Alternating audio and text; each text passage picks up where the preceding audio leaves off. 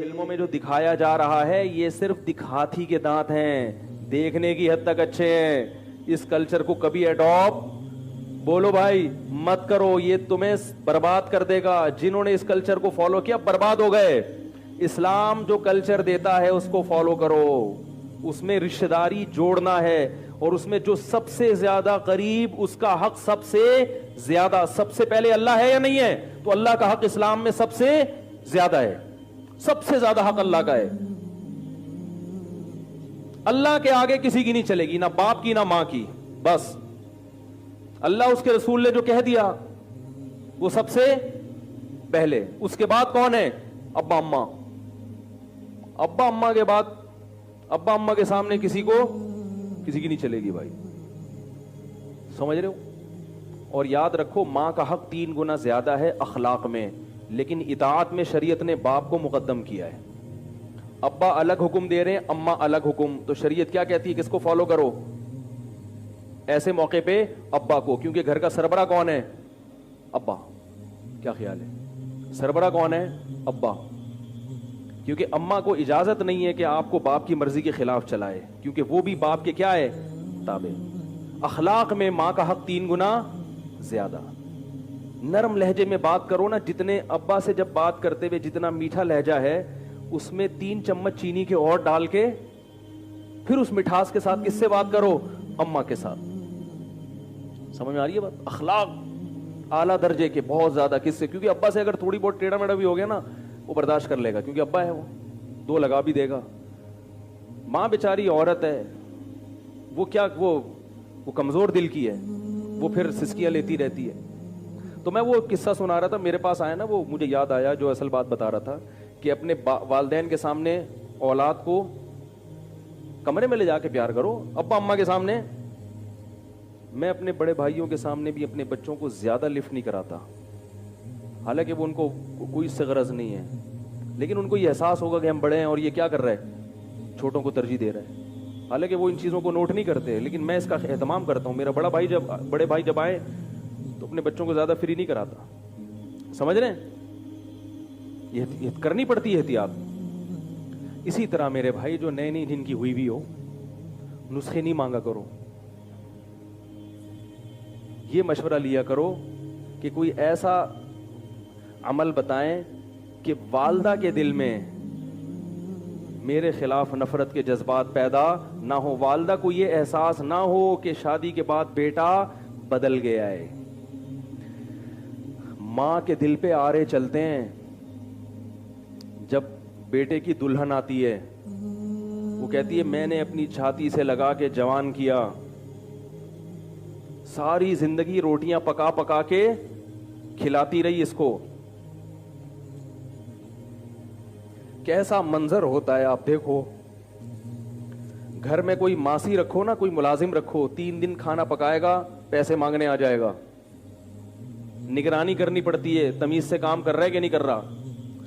کیسی جب روٹیاں پکانا شروع کی اس نے, بچپن سے کھلاتے کھلاتے بڈھی ہو گئی. 1 روپیہ بھی اس خدمت کا بولو بھائی نہیں مانگتی. وہ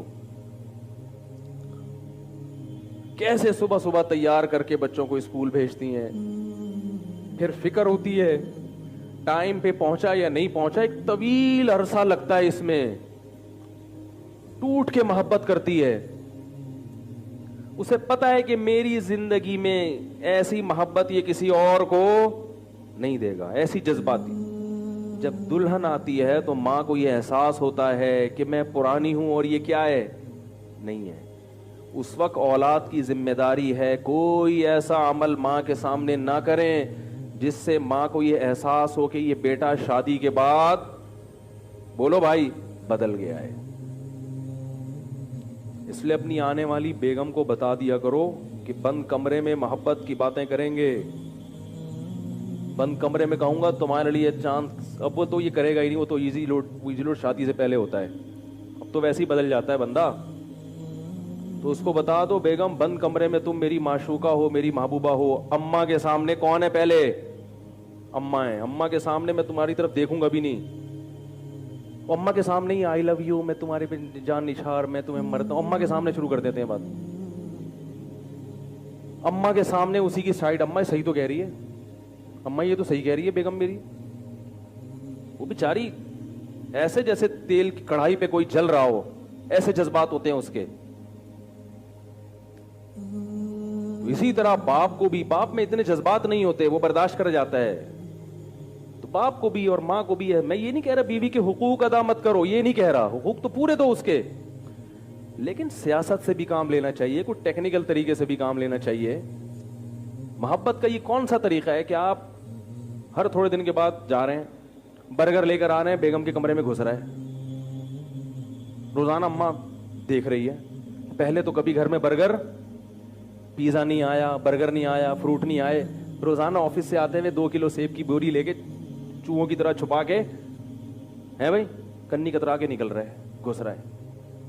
تھوڑا دل بڑا کر لو, سیب لا رہے ہو 2 کلو اماں کے لیے, 1 کلو بول لو نا بیگم کے لیے. آپ بولو اتنے پیسے کے درختوں پہ لگیں گے, مشورے دے رہے ہو, تھوڑے لے آؤ جتنے پیسے اللہ نے دیے. اول تو اللہ نے سب کو رزق دیا ہے, فراوانی دی ہے. تھوڑا سا ماں کو یہ احساس دلا دو کہ اماں میں تم کو بھولا نہیں ہوں, میں بھولا نہیں ہوں, یہ احساس دلا دو باپ کو بھی ماں کو بھی. تو اللہ نے والدین کو ایسا جگر دیا ہے کہ وہ خود آپ سے کہیں گے کہ بیٹا تھوڑا بیگم کو بھی ٹائم دے دیا کرو. ان کو یہ احساس دلاؤ کہ ہم بدلے نہیں ہیں, ہمارے دل میں جتنی محبت آپ کی پہلے تھی وہ محبت اب بڑھ گئی ہے, کم نہیں ہوئی ہے. یہ احساس دلانا پڑتا ہے. آج کل ایک صاحب نے کہا میری شادی ہوئی, میں فروٹ لے کے جاتا ہوں, میری اماں کو تکلیف ہوتی ہے. اماں کو تکلیف ہو رہی, میں اپنی بیوی کو کھلا رہا ہوں. میں نے کہا اماں کو اس سے تکلیف نہیں ہو رہی, تو اپنی بیوی کو کھلا رہا ہے. اماں کو تکلیف ہو رہی ہے کہ مجھے تو کبھی نہیں کھلایا, بیگم آئی ہے تو اب خربوزے بھی آ رہے ہیں اور تربوز بھی آ رہا ہے. سمجھ میں نہیں آ رہی بات. اور میں نے کہا الگ لے جا کے کمرے میں بیگم کے ساتھ کھاؤ ہی نہیں, اماں کے ساتھ بیٹھو, بیگم کو بولو آ جاؤ. بیگم کہے گی میں تو آئی ہوں قربانی دے کے, تو بیگم سے بولو تمہارا ٹائم 9 بجے کے بعد شروع ہو جائے. سوؤں گا میں اماں کے ساتھ نہیں, سوؤں گا میں بولو نا تمہارے ساتھ. اماں اگر سونے بھی نہیں دے رہی, پھر اماں کو تھوڑا سا سمجھاؤ یار اماں اتنا نہیں, ٹھیک ہے. اگر اماں کہہ رہی کہ سو بھی کس کے ساتھ, پھر اماں سے بولو اماں آپ بھی تو رخصت ہو کے آئی تھی, اگر آپ بھی اپنی اماں کے ساتھ ہی سوتی رہتی, آگے معذوف ہے. تو یہ تھوڑا سا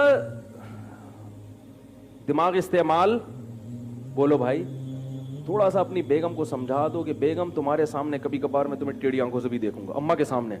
اوریجنل نہیں ہوگا, وہ ڈر نہیں جانا, وہ صرف سیاست ہوگی. تمہارے بھی جب بچے جوان ہوں گے تو خود سوچو کہ وہ اگر بیوی کو ترجیح دیں تو ان پہ کیا گزرے گی. تو بیگم کو سمجھا دو کہ بیگم جب میری اماں بیٹھی ہوگی میں تمہاری طرف ٹیڑھی آنکھوں سے بھی ایسے کر کے ڈانٹوں گا, تو اس وقت برداشت کر لینا. بعد میں تو پتا ہے پھر بند کمرے میں نے بیلن بھی کھانا ہے, چپل بھی.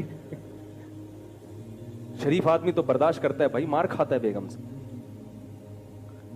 تو تھوڑا سا سیاست سے کام لے لو. والدین کو یہ احساس نہ ہو کہ وہ بڑا, اور شروع کا مسئلہ ہوتا ہے, اس کے بعد تو پھر کوئی مسئلہ نہیں ہے. وہ تو جب ایک دفعہ والدین کے دل میں یہ بات بیٹھ گئی کہ بھائی نہیں بھولا ہے, پھر وہ خود کہتے ہیں, اگر شریف اچھے عزت دار ہوں گے, وہ مسئلہ ہی خراب ہو رہا ہے تو پھر ہم کہتے ہیں بھائی الگ رہو. پھر مسئلہ والدین کا بھی تو ہوتا ہے نا, وہ جینے ہی نہیں دیتے بعض دفعہ, وہ کہتے ہیں نہیں ٹھیک ہے نا, ٹیڑھی آنکھوں سے جو دیکھا ہے تو تھپڑ کیوں نہیں لگایا, ڈانٹا کیوں, میں تو کہہ رہی تھی جوتا اٹھا کے مار, تو خالی ڈانٹ پہ. تو اتنا زیادہ اگر ایسا ہوتا نہیں ہے, لیکن اتنا اگر معاملہ خراب ہو رہا ہے بہت ہی زیادہ, پھر ہم خود کہتے ہیں بھائی والدین سے بیگم کو الگ رکھو. کیونکہ بعض ساسوں نے بہوؤں کو ذہنی مریضہ بنا دیا ہے, جیسے کہ بہویں بنا دیتی ہیں نا ساس کو, تو ایسی ساسیں بھی بنا دیتی ہیں.